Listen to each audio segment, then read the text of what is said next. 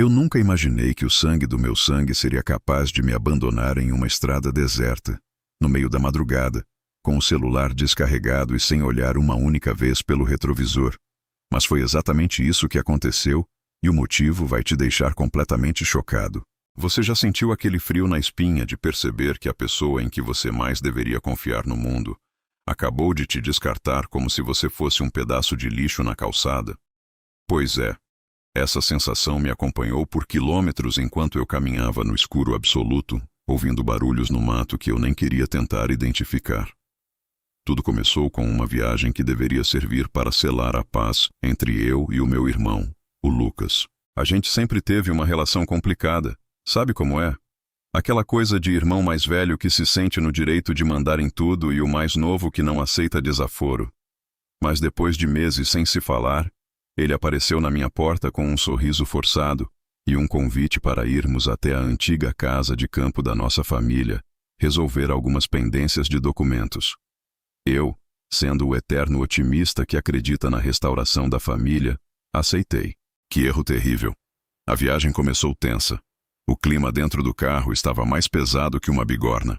O Lucas dirigia com os olhos fixos na estrada, os nós dos dedos brancos de tanto apertar o volante, enquanto eu tentava puxar assuntos sobre coisas triviais.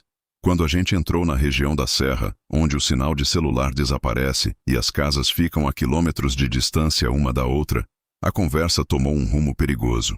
Ele começou a jogar na minha cara ressentimentos de 10, 15 anos atrás.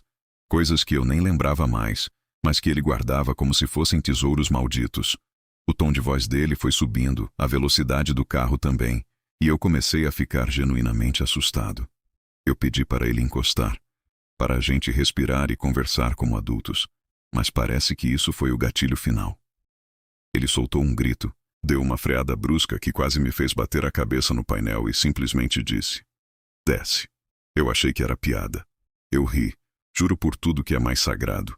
Eu ri porque achei que era uma daquelas brincadeiras de mau gosto dele. Mas o olhar dele não tinha nada de engraçado. Era um olhar de puro ódio e indiferença. Fique aí Ele e pegue repetiu a um ordem, Uber. dessa vez mais baixo, o que foi ainda mais assustador. "Desce do meu carro agora, ou eu mesmo te tiro." Eu olhei para fora e só vi escuridão. Não tinha um poste de luz, não tinha uma placa, não tinha nada além de asfalto velho e árvores fechadas. Eu tentei argumentar, disse que não tinha sinal, que a bateria do meu telefone estava em 3% e que estávamos no meio do nada. Mas ele só esticou o braço e abriu a porta do passageiro. Naquele momento, o meu orgulho falou mais alto que o meu medo. Eu saí. No instante em que meus pés tocaram o chão de terra da beira da estrada, ele bateu a porta e arrancou. O barulho do motor sumindo na distância foi a coisa mais aterrorizante que já ouvi.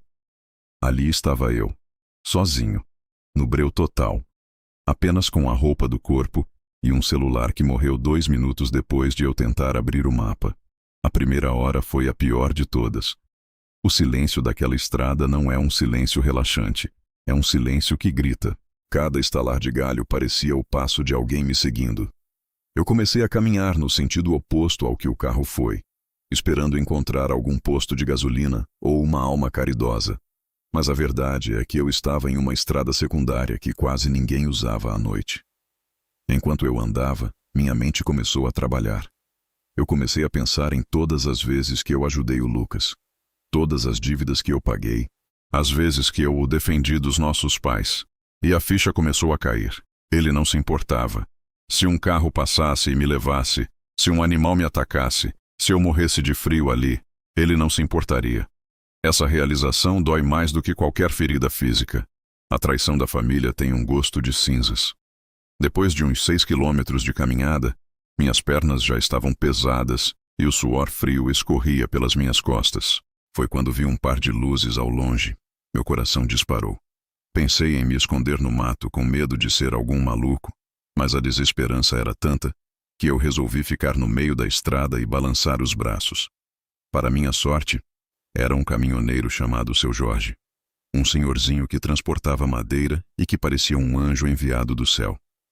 Ele parou o caminhão, me olhou de cima a baixo com uma cara de preocupação e perguntou o que um menino como eu estava fazendo ali sozinho. Quando eu contei que meu irmão tinha me largado, ele não acreditou. Ele me deu água, um pedaço de pão, e me deixou usar o rádio dele para pedir ajuda assim que chegássemos em um ponto com sinal. O seu Jorge me levou até a cidade mais próxima e me deixou na frente de uma delegacia. Eu entrei lá arrasado, parecendo um sobrevivente de guerra. O policial de plantão me olhou com pena enquanto eu explicava a situação. Eu não queria prestar queixa, afinal, ainda era meu irmão, mas eu precisava de um telefone. Quando finalmente consegui ligar para a nossa mãe, a voz dela do outro lado da linha me destruiu. Ela perguntou por que eu tinha fugido do carro. Sim, você ouviu bem.